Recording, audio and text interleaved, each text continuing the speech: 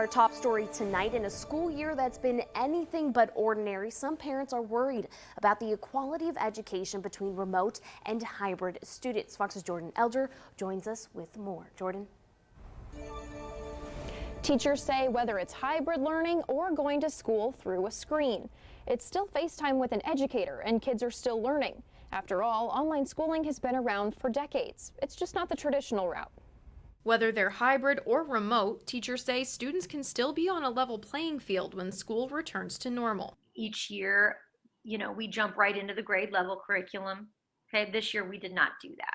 Second grade teacher Michelle Sabbath says students in both formats have been doing lots of review to deal with a phenomenon called COVID slide, which is potential learning loss over the spring and summer. But counselor Mary Beth Ray says when everyone returns in person, it won't take long to get everyone on the same page. They retain enough information that when you go back and review, it comes back pretty quickly. Ray says kids' brains are like sponges. They're able to retain information even if they lose a little bit in a COVID slide. But over the next months and years, Ray says they'll be able to absorb new information too, whether they're remote or hybrid, and they'll end up just fine.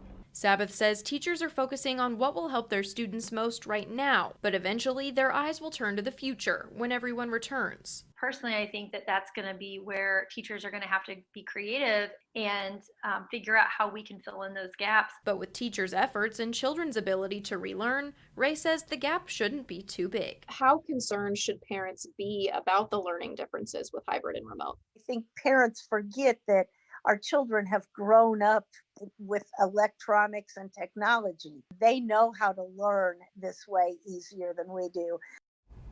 Ray says she thinks what will be the most difficult part about returning to normal school is reteaching younger students how to do things like physically raise their hand and stand in line, things they don't necessarily have to do remotely.